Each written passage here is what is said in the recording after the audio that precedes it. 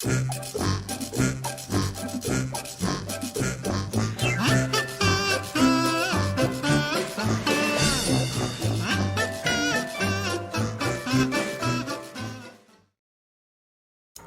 what's up? It's me, Rotor, 8510s, whatever you want to call me. I've been talking about watching this POE 2 Dawn of the Hunt content reveal for the past few days, but I haven't actually done it yet, so I figured I'd just hop on this morning and go ahead and watch it.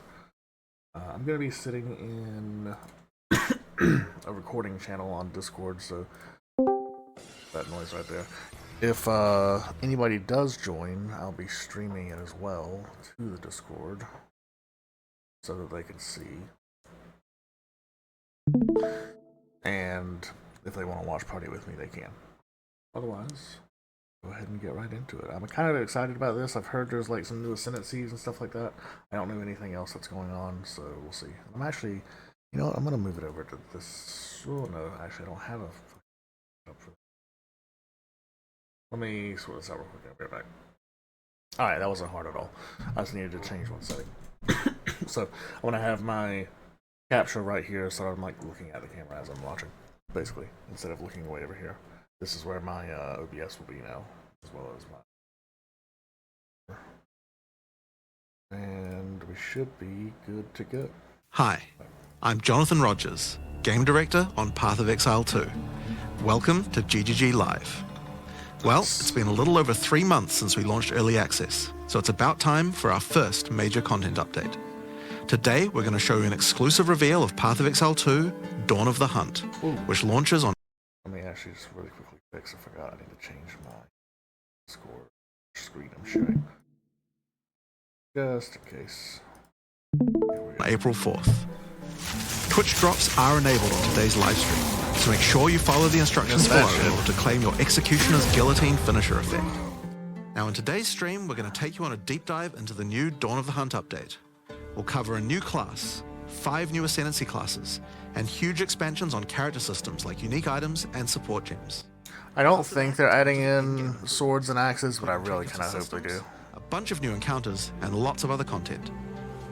We're going to finish up today with a live Q&A session where Ziggy D will ask Path of Exile 2's game directors, myself and Mark, your questions from Twitch chat. Now we have a lot to cover today, so let's get started with a trailer for Path of Exile 2, Dawn of the Hunt. We as Mary are guided by the Spirit. It provides prey, shelter, even love. But for me, one day, all that was changed.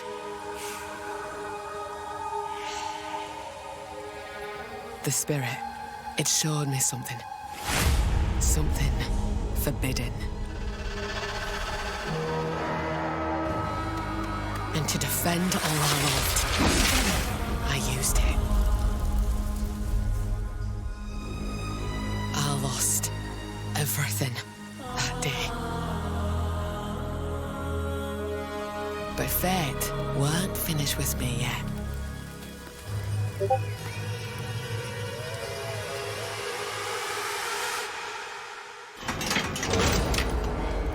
I'll right the wrongs I've done. I'll do what I must. Almost looks like she's wearing a headhunter. No matter the cost. Around her neck. I will hear the Spirit once more.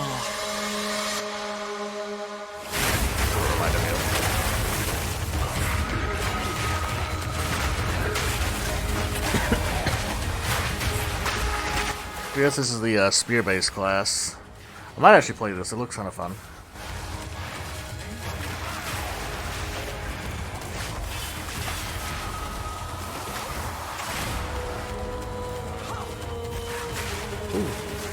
Rideable Roas too, that's nice. I wonder if that's exclusive to this Ascendancy. For this class.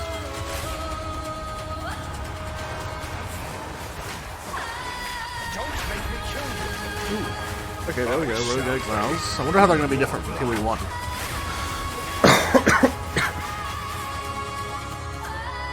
Okay, that's a lot of new uniques and supports. I hope there's some new Ascendancies that I want to play too. There's a lot of skills that I wanted to play that just weren't there in the last one.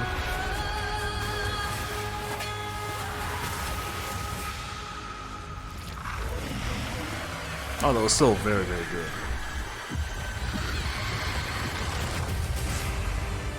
I know I can't wait for like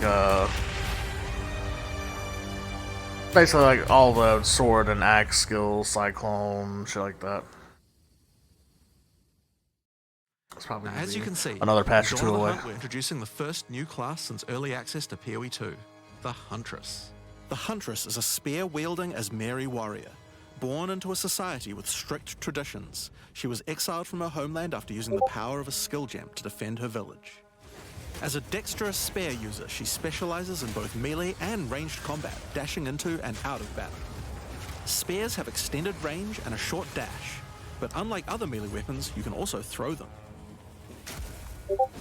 In order to make a hybrid ranged and melee character work, we had to do a lot of thinking about ways to make it fun to both enter and exit melee range.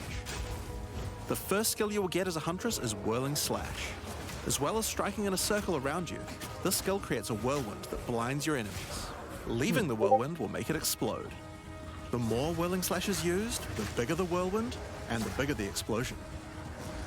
Kind of reminds me of Once like you're out Rage of there, Vortex, you'll but it want to works follow completely up with differently. something ranged. Whip your spear around to shoot twisters towards your foes. These twisters bounce off walls and can hit enemies multiple times. You can also throw twisters inside a whirlwind to shoot out extra tornadoes that do way more damage.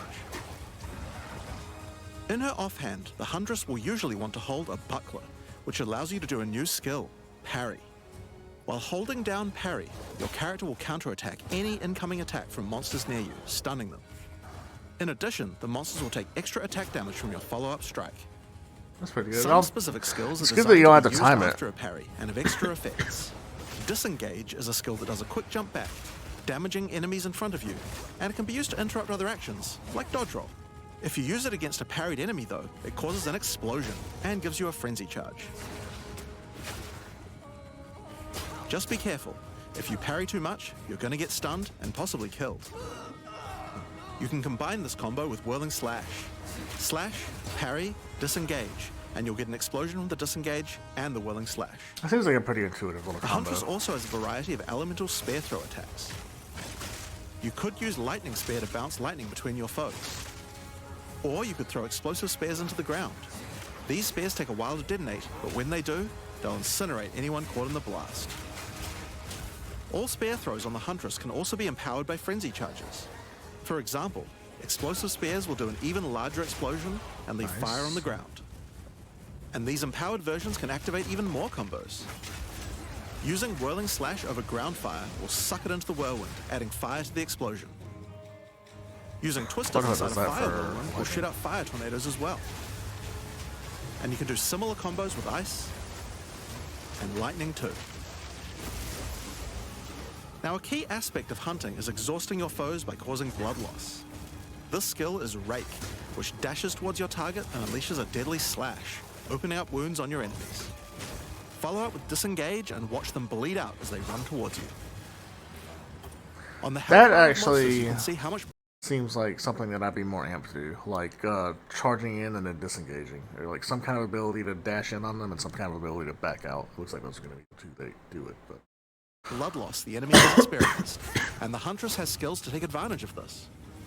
For example, using Blood Hunt will thrust forward and cause a bloody explosion. The more blood loss, the bigger the explosion. If you want to cause bigger bleeds, try out Rapid Assault. The final hit of this multi-hit combo will stick a spear into your enemy for a big bleed. Now, Explosive Spear and Rapid Assault both result in leaving spears behind, either in the ground or in enemies. But there are other skills that leave spears around too, like Storm Lance, that leaves an electrical spear that arcs towards enemies. But what can you do with all these spears? Detonate them, of course. Thunderous Leap will allow you to jump onto and explode any spears either in the ground or in your enemies. Now, as well as hunting animals, the Huntress also has the ability to work with them. While fighting any beast, you have the ability to tame it and use it as a companion. You can only have one companion at a time, but it will keep the mods that were on it. Try to That's find a pretty rare good. beast with good mods to take full advantage of your ability to tame them. Now this is just the beginning of the Huntress. That's actually We've really really good, tried to make the especially hybrid POE ranged 2 and with melee gameplay how work for this crazy class by having a Raiders can huge amount of get. synergy between ranged and melee options. There are 22 new skills available for the Huntress. By endgame, you'll be slinging hundreds of insanely powerful spears, sending forth spirit animals and summoning the might of Solaris from the sky. But we still haven't talked about ascendancy classes yet. What can the Huntress ascend into? Well, the first ascension class you could choose is the Ritualist. The Ritualist has embraced the darker side of his merry traditions by harnessing the power of animal sacrifice and plague. The Corrupted Life Force skill causes all enemies around you to grow volatile blood boils on their skin. When those enemies are slain, the boils will burst, spreading corrupted blood to all enemies around them. That's pretty nice. The Ritualist also excels in taking advantage of magical trinkets. The Unfurled Finger skill allows you to equip an additional ring on a finger around your neck. Taking Mystic Attunement increases the bonuses of all the rings and amulets you have equipped. That's pretty damn Now this good is one too. of my favorites. As the Whispers Ask grants you a new skill. Like, I think any skill that just grants you increased fucking let me move my camera. Anything that just grants you just flat out increased like mods or bonuses from equipped items can tend to be pretty fucking nutty. Especially if you can get like, I don't know if the Calandra ring exists in PoE 2 or not. I haven't actually looked. But if you get like a really fucking good ring, a Calandra ring, and Jesus Christ, it's crazy. Now this is one of my favorites. As the Whispers Ask grants you a new skill, Ritual Sacrifice. Use the skill on the corpses of slain rare monsters to absorb the power in their blood to give you one of their modifiers for a short time. Just for the time being, they're talking about like buying stuff. Let me just mute this chat real quick for about an hour. That way, yeah, I can still see what they're typing, but that way y'all ain't gotta deal with Discord notifications going off constantly. Specialize further into Ritualistic Sacrifice with As the Whispers Demand, which allows you to perform that skill on yourself instead of a corpse. Cut your own hand, sacrificing some of your own blood to empower yourself. The Amazon Ascension is for those looking to hunt more than just beasts. Trained as an elite guard to the most important Asmeri elders, the Amazon will use more traditional fighting techniques mastered to perfection. The Predatory Instinct skill will cause you to reveal weaknesses in the defenses of rare and unique enemies, causing you to deal more damage. You can see those weak spots represented on their life bars. 50% more damage is kind of While crazy. using Elemental Infusion, any charges you consume will infuse your weapon with elemental power, causing any projectile attacks to explode on impact. The Critical Strike skill is as simple as it sounds. It takes your excess accuracy and gives it to you as critical strike chance. Additionally, you have skills like Mystic Harvest, which allows your elemental damage to leech life, and Asmeri Brew to be able to use either flask to restore both life and mana. So those are the two new ascendancies for the Huntress. It seems like it But recovers those the are same not amount, but only I kind of ascendancies wonder. in Dawn of the Hunt. We've added a new ascension class for 3 of the other existing classes. That's what I'm really interested in right here. First up, for our warriors out there, we have the Smith of Kitava. The warrior is a blacksmith in origin, taught by his father Renly. With this ascension, you can take your smithing skills to new heights by embracing power from the insatiable one himself, Kitava. Smiths of Kitava are master blacksmiths and have the ability to forge their weapon, quite literally. Using the Against the Anvil notable skill, you can enhance your weapon with fire. Typical fucking warrior skill: stand in place and hammer your weapon for a few seconds. Fiery destruction before any battle. After doing so, your attacks will release explosions on hit for maximum devastation. You can also use the power of Kitava to summon an animated copy of your weapon to fight alongside you. I do like that. A great blacksmith can do more than just forging their weapon, though. Their armor can be enhanced too. Now you might think this ascendancy class tree looks a little abnormal, and you're right. There's a lot of notable skills all disconnected at the bottom there. By taking this point here, which is free to assign, your character is unable to equip body armors with mods of any kind. So your body armor must be normal. Sounds like a downside, right? Except now in true blacksmith fashion, you get to craft your own body armor by taking those disconnected notables with your points. If you want your body armor to grant life, take this notable. If you want resistances, take this one. There's so many choices. Think of it like you're crafting your own body armor, just in a more literal sense. Now, let's move on to those who prefer the reassuring feel of a crossbow in their hands, the Mercenary. Alongside the existing Ascension classes, the Gemling Legionnaire and the Witch Hunter, you can now play as the Tactician. The Tactician is a former Blackguard elite. Free from the duties of a Blackguard, he is able to use his training to decimate the monsters of Rayclast and earn a healthy income doing so. This training comes in the form of various skills like Suppressing Fire, which causes all projectiles to pin enemies. When combined with the Right Where We Want Them notable, your pin not only stops your enemies from moving, but stops them from performing actions too. I actually played a little bit of Crossbow Dude. I didn't play more than like Act 2 or Act 3 with him. I did kind of enjoy him though. I feel like I really wanted there to be. My dream was to just be able to do the rapid fire and have it just bounce between everything and not have to use any other skills. Obviously not how it works, but I really wanted to make it work. Similar to Freeze. With a soldier's training, the Tactician also works well cooperatively. Using the Whoever Pays Best notable, you can place multiple banners at once. That's pretty good. The Watch How We Do It skill gives a portion of your weapon's damage to your allies as well. But if that isn't enough, you can also command your army of off-screen archers to unleash hell and carpet an entire area with arrows. Finally, Witch players will be able to join their legions by becoming undead themselves. In Dawn of the Hunt, we're introducing the Lich Ascension class. Okay, that sounds the pretty Lich good is a so master far. of chaos and curses and could sacrifice her life to enhance her energy shield. The Crystalline Phylactery skill allows you to nominate a jewel in which to contain part of your soul, massively increasing its power. There's just one downside to splitting your soul this way though. If you have no energy shield, your mana costs will shoot up. The Necromantic Conduit skill causes you and allies in your presence to have unholy might, granting extra damage as chaos damage. Rupture the Soul makes enemies you curse explode with chaos damage when slain. Okay. This kind of feels like Dominion over Flesh allows you occultist. to apply an additional curse. It's safe to say you'll be the true master of the occult by choosing the Lich class. So Dawn of the Hunt has the Huntress and 5 new Ascension classes, but it doesn't end there. Let's take a look at some of the new skills we've added. Now you may remember we've previously talked about the Raise Spectre skill. It's finally complete, and it will be made available in the upcoming expansion. It can be found in the occult skills on the skill gem crafting panel. Raise Spectre is a skill that allows you to trap the soul of almost any monster in the game, which you can then summon in the skill panel. Spectres cost spirit and will revive automatically if they die, but the spirit cost varies based on the power of the monster. You could summon an army of weaker monsters, or a few of the more powerful monsters.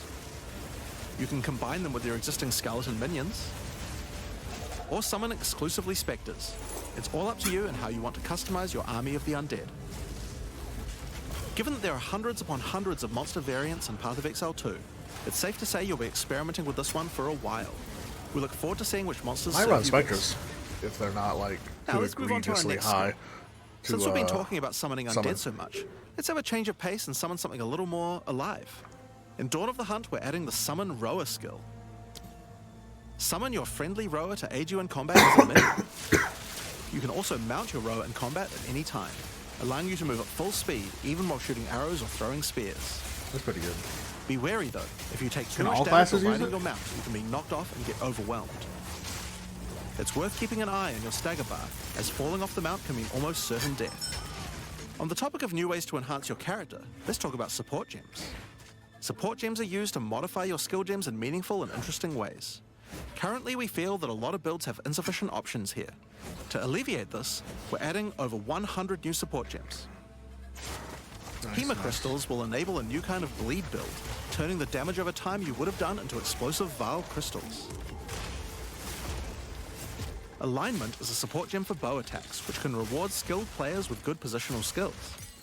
Caltrops will allow you to litter the battlefield with hazards, slowing your foes as you fling spears through their ranks. But there's plenty more for every playstyle, such as Enormity, Unsteady Tempo,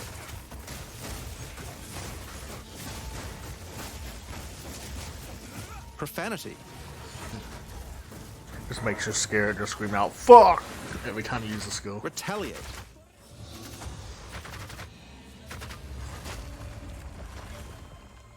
Syzygy, Yep, What that's the a real word. Fuck. Yeah, okay, yeah. What the fuck, syzygy?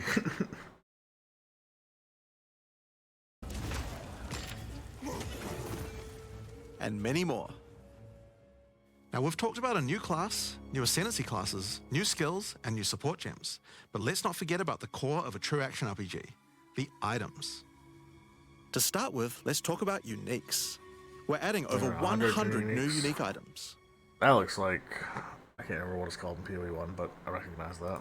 This time, we've made sure to add uniques with a focus on mid and end-game tiers to make sure there are more exciting items to find Crest of Solaris or something like that. for higher level characters. Doom Clutch, Void Clutch. Let's look at some examples. Embrace your inner devil with Chernobog's Pillar. It grants you a large amount of fire damage based on your block chance. The Coming Calamity allows you to become a true master of the elements, granting you all 3 Elemental Herald skills without costing any spirit. At the same time, it penalizes enemy resistances. That's pretty damn good. Wastegate is a belt useful for builds using a single resource like Blood Magic or Archmage builds. With this belt, you can use 2 life flasks or 2 mana flasks. It's up to you.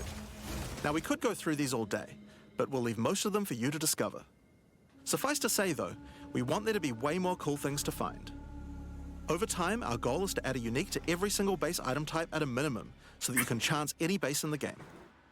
Now, given that we have the Huntress, That is a good thing. we have a set of unique spears from early game all the way through the end game as well. One example is Scyther's Spear, which combines bleed and fire in a powerful way.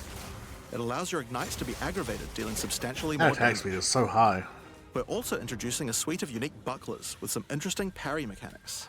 Kalgyra's Arc, for example, allows you to parry projectiles from any distance. And we're also adding our first unique charms. Bayra's Anguish will not only protect you from Ignite, but will also emit a devastating Fire Nova whenever you do get ignited. In sum, there's just a ton of new uniques to find. We can't wait to see the weird and broken builds that come out of it. Now, we also want to talk about crafting options. In each major update during early access, we'll be continuing to add and improve the options here. We have various new crafting tools that have been added as rewards to many of the different types of new content that we're adding. But for now, I just want to mention the changes to runes. Runes add commonly available mods, but since they only have 1 tier, flat damage mods tend to get outclassed by endgame. So we've changed runes to have multiple tiers, allowing you to get higher tier mods than before. Actually, runes Our sounds plan good. is to significantly expand the number of more specialized mods for crafting using socketables as we add new content over time. And the first new set of those comes from what we're talking about next. In Dawn of the Hunt, we're adding Asmarian Wisps, which can be found throughout both the campaign and the endgame.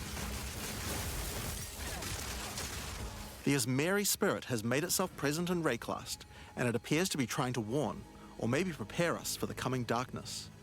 You will first encounter a manifestation of it in the Grellwood in Act 1, where you'll meet Delwyn, an Asmari hunter who is trying to find out what exactly is causing the spirit to behave this way.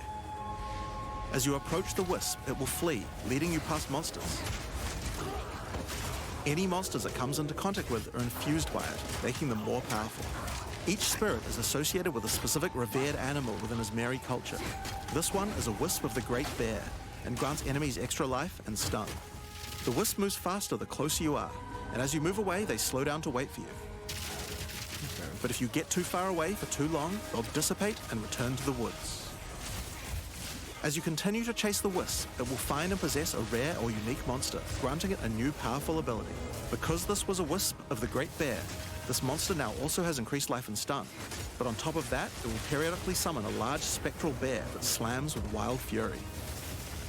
If you're able to defeat this foe, you will be rewarded. For each monster that was infused and killed along the way, the rewards will be increased. Each wisp has its own mechanics.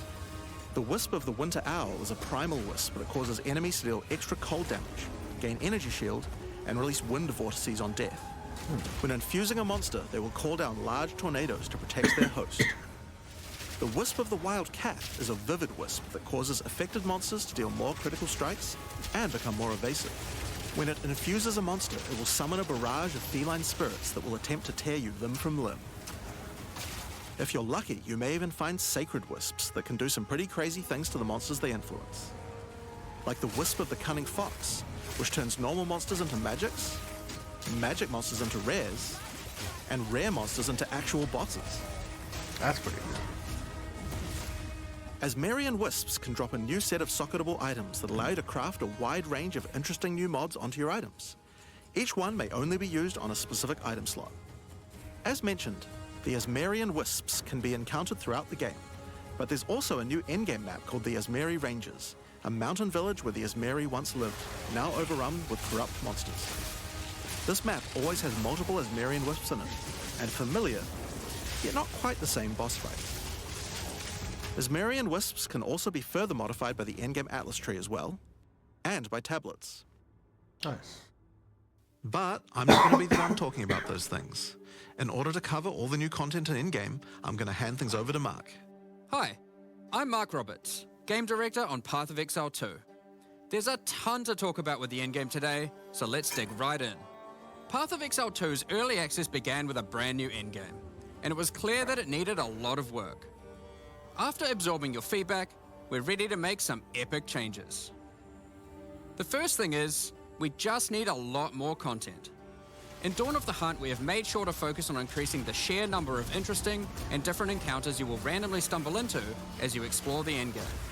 And the second goal is to smoothen the progression through maps and reduce the amount of annoying busy work. To start with, let's talk about the new interesting stuff to find. Well, the most obvious thing to add are new maps. As well as the Asmeri Ranges that Jonathan mentioned earlier, Dawn of the Hunt also contains 7 other new maps, all with their own custom encounters. Let's start with this one. The Feral Megaliths map starts off in the wild Ezomite forests. As you progress through the forest, you will find mysterious rune-carved stones that, when touched, surge with energy. After activating all the stones, you can find a grand henge, where all the energy is coalescing. You can then start an encounter. The area darkens, a storm moves in, and a concentration of energy summons a dangerous boss. You must fight and defeat the boss to get its rewards. Once you have defeated it, summon another. And another. And another. And another. You have 10 total waves of boss fights which get incrementally more difficult. If you manage to defeat them, you get full boss rewards, but also opportunities to get new runes. These can only be obtained from this map. The Fractured Lake contains a surreal waterscape with fractured mirror-like objects. As you move around the map, the terrain itself elevates from below, creating the ground you walk on. In this unique map, all the rare monsters are mirrored, so you're always fighting 2 of the same rare at the same time, which can prove quite difficult. If you manage to overcome that challenge and make it to the end of the map, you'll be presented with a broken mirror, a powerful altar-like object that contains an item within it. The item contained within is a new base type, either an amulet or a ring, that can be crafted to have additional prefixes or suffixes at the cost of the other. The last unique map we'll show today is one based around the essence mechanic. You enter a crystalline cavern, and you will find a powerful map boss imprisoned in the center. It is surrounded by many rare monsters, also imprisoned in essences. By freeing and defeating the rare monsters, the essence they held will be upgraded to a greater essence, and be added to the imprisoned map boss. How brave are you? That's pretty good. How many essences will you add to the boss? Overdo it, and you might lose everything. Underdo it, and you might regret it. It's your choice.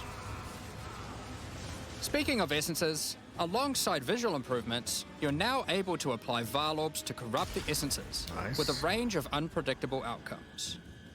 It could increase the number of essences, re-roll all the essences to the same type, Is one of them released or even immediately? upgrade the essences to greater essences.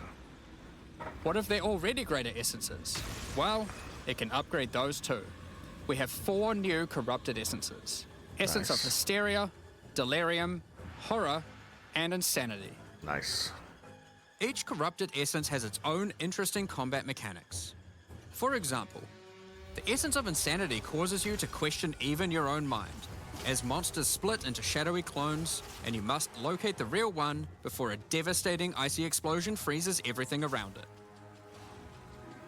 Each of these has their own crafting outcomes. The essence of Insanity can be applied to a belt. It adds a mod that will ensure the next Varlorb used on the belt will guarantee adding 2 enchantments. That's pretty good. It's worth noting all the essences in the unique map can also be corrupted too, if you're willing to risk it. It's worth noting we have also added 10 extra Atlas passive points you can earn by completing 5 different unique maps. Nice. Now, new maps are just the beginning. We had a goal where we wanted to make sure you were constantly finding exciting new content, and that it could be lurking around any corner. So, we have added a bunch of new things that you could stumble into in any map you run. On your travels, you will sometimes encounter rogue exiles. Yeah. Others like you who have been exiled and are openly hostile. Some are malicious, some are mad, while others are simply fiends for loot. They will challenge you, a fight to the death. They use the same skills available to players, and even the same items. They aren't just dressed up in those items, they're actually using them. It's going to feel like a true player versus player situation. Of course, if you are able to slay these exiles, those items will all drop on the ground. So if you encounter an exile using a powerful or valuable unique item, which you can see displayed under their life bar, you want to be damn sure you kill them. Because if they kill you and your party, they'll portal out, taking their items with them. Every fight will feel completely different depending And imagine they just took one of your items when they killed you. on the items they come equipped with. These exiles are much smarter than your regular monster. They have capabilities to dodge roll, avoid your abilities with smart pathfinding, smart targeting, and much more action-packed gameplay. This is really what I wanted Fortunately, Rogue Exiles they're to like be, you, and they're here we not won. super durable. Unless, of course, they're wearing uniques like Helm's Heart, in which case, expect a longer battle. There are 12 different rogue exiles you can find, each with their own skills and personalities. Some may insult you, while others may admire your honor in combat. Another encounter you might stumble onto in Dawn of the Hunt are one of 4 new unique strongboxes. Strongboxes are chests with modifiers. When you try to open them, they activate traps and spawn waves of monsters that you must defeat to access the loot. Let's take a look at 2 of the new unique boxes that are harder to find and behave just a little bit differently. The Ogham's Legacy Strongbox has a corpse splayed out in front of the rune-carved stone. Upon interacting with the stone, you activate Forbidden Ezomite magic, which revives the monster as a powerful rare. The Strongbox comes with a modifier which determines how many times it will revive that rare. Each time you defeat the monstrosity, the Strongbox revives it again, adding an extra modifier to the monster. With each resurrection, it becomes more difficult, but also more rewarding. This Strongbox is infused with Thaumaturgy from Ancient File technology. It's already one pack. Eshel's Torment has a powerful artifact inside, and is guarded by Chaos itself. Defeating the monsters will grant you a unique item, with a specific corrupted outcome. You'll have to find the other 2 for yourself to see what they do. Now, let's talk about the introduction to the endgame. Upon starting the endgame, Doriani tasks you with cleansing corruption to help restore the land. However, in practice, the quest objective just sent you on a grind to clear 15 maps. We wanted to make the quest to unlock your Atlas passives much more interesting. Now, Doriani is tasking you with a more specific objective. On the Atlas, you will find areas of corruption caused by the beast. In the center of each one, you will find a corrupted nexus, the source of the affliction. In the areas leading up to the nexus, you will notice that corruption spills out from slain enemies and amalgamates into powerful monsters. Corrupted maps existed on the Atlas before, but we've done significant work on improving these monsters. We've also done a full pass on the modifiers on these maps to make them more interesting and more rewarding. Once you reach the nexus, you will have a new task: cleanse the source of corruption.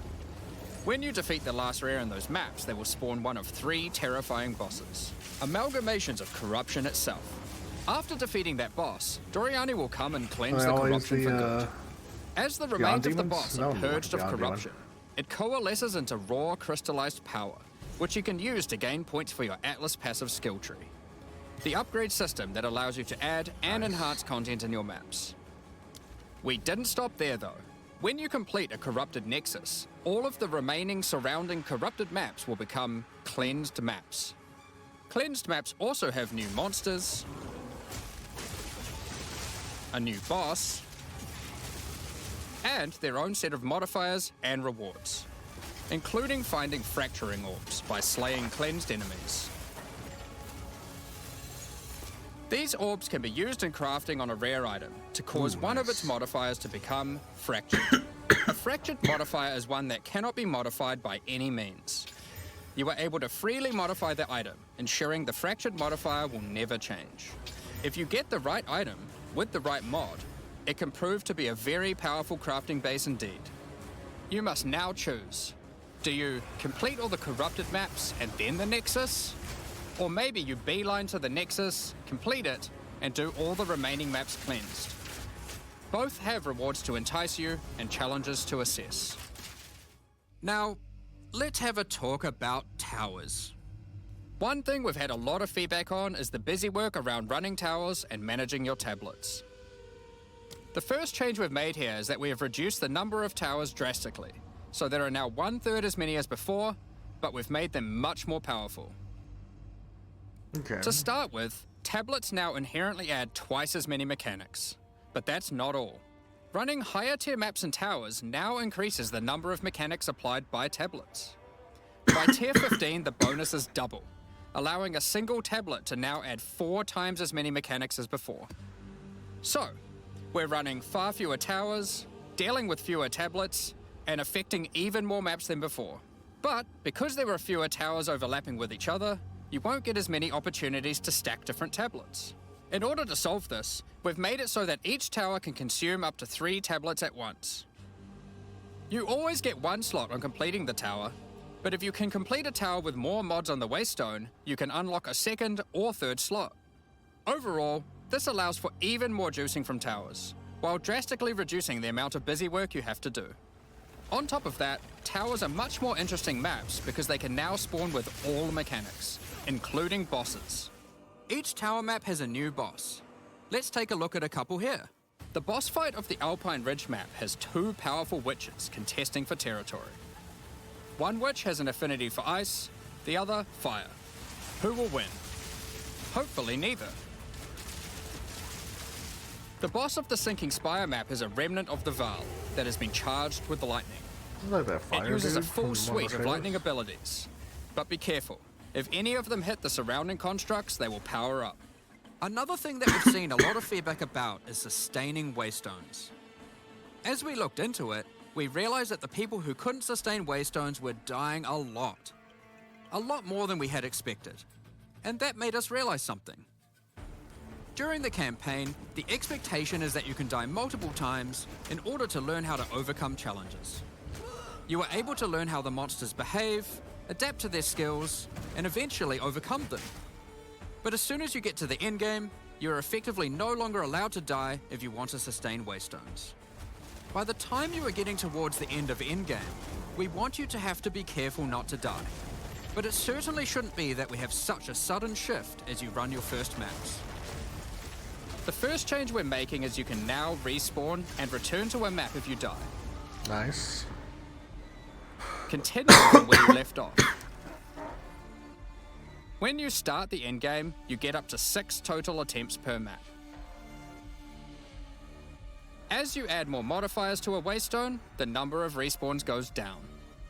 Okay. This means that as you get to the point that you're running every waystone as a rare, you will have to be more careful. In parties, everyone gets to respawn that number of times. Okay. But we still think it's important that you can kill a boss in one go. In order to allow that to happen, we've made a change so that once you start the boss fight, it changes over to the same respawning system we use for pinnacle bosses. This means that the map owner can choose to respawn everyone at the same time. Another complaint we've seen a lot of is players not wanting to do the pinnacle content because of the experience penalty from dying. A change we've made here is that all pinnacle content now no longer grants experience, but also no longer removes experience on death either. Okay. Dawn of the Hunt also brings the first batch of Twilight Order reliquary keys from the early access supporter packs. These keys contain items selected by our supporters. They can contain any unique item found in Path of Exile 2. If the selected item is a pinnacle boss drop, then only special keys dropped by this content will be able to provide these items. Okay. For example, Hand of Wisdom in action can only come from a key dropped by Zesht. We're also making a change that allows pinnacle boss uniques to drop at any difficulty. Rarer uniques will be rarer at lower difficulties, but still possible to find. This applies to the drop chances for the reliquary keys from this content as well. We spoke about towers and tablets earlier, but we have also added a suite of unique tablets. Each of these adds crazy interactions to the maps influenced by it. For example, this unique tablet allows you to run any map in a tower's radius without requiring connections, which can be quite useful for jumping gaps and traveling around your atlas. And this tablet causes all runic monsters spawned during expedition encounters to be duplicated, and weakens all expedition monsters that emerge from the ground. The Atlas tree has also been expanded, like POE1, and you can find many of the new mechanics there, artifacts and improvements to existing ones too. Now, through this livestream, we have mentioned quite a few new crafting options that we've added. New runes, corrupted essences, fractured mods, and jewelry crafting bases. But we did have just one more crafting system to talk about: recombination. Expedition was the only in-game mechanic that was lacking a crafting system, so that needed to change. Recombination is a mechanic that might be ROG was kind of a familiar to some crafting players. system. It allows you to merge two items together, hoping to get the best elements of each on a single new item. This new crafting bench will be unlocked as you complete your first expedition, and requires artifacts found during expeditions to fuel it. The rarer the mods on the item you are combining, the more expensive the cost. That wraps up all the major in-game changes we're talking about today. With all the system changes and new content, we can't wait to get in there, start blasting maps, and obliterating monsters. There is one more thing we wanted to clarify before we move on, which is that all the content we've talked about today will be made available in the existing early access leagues, so you can play your existing characters. However, there will be new leagues made for those who wish to start in a fresh economy. Yeah, I don't think this update really had too much in terms of like a new league per se. Like, this does feel like a bunch of base game changes so far. It is recommended to start over and get the full new experience in the Dawn of the Hunt leagues. You know, treat it like a new league. For all our existing early access I guess it is a new league, we're really looking forward to joining you playing in this new update. For those who don't already have access and are interested in playing Path of Exile 2, Dawn of the Hunt, you are able to at any time purchase an early access supporter pack at www.pathofexile2.com. Additionally, the Paladin and Penance supporter packs are now available to purchase in Path of Exile 2 and contain 6 microtransactions each, and the full pack's face value in points. All the microtransactions contained within these packs are purely cosmetic and do not affect your character's power or progression in any way. Thank you so much for your ongoing support. Right, well, that was that. That was pretty good overall. I think a lot of good stuff going on in there. Command your army of... Let me just mute this so I can play in the background. Kind of really excited for some of the new ascendancies. Might try some stuff out. I thought Lich was going to be like a lot more minion based, but I haven't seen the whole tree, so very well could be. Kind of interested to try out Huntress. I don't know what I would go for this league. I'd have to take a look at some of the builds that were doing well before, or maybe just look at some theorycraft builds. I am curious about this, though.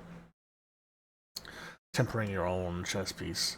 It seems like this would be a good early game ascendancy, but then, you know, late game, once you actually have a good chess piece, you wouldn't need any of this anymore. But, you know, maybe you could just invest fully over here. I don't know. Depends on what the points are. Depends on what they do. But yeah, anybody still... Well, no, I'm not ending a stream. Why am I saying it like that? Thank you for watching. Anybody still watching this YouTube video. This is not a stream. If you enjoyed, hope you had a good time. And maybe leave a like, maybe subscribe if you want to see more. Maybe leave a comment what you want to see, what I did wrong, what I was fucking up. I know mainly we play Smite around here. Sometimes we do a little occasional reaction when something comes out. Might start uploading other types of content. If you want to see that, let me know. But yeah, anyway, thanks for watching. See you guys next time.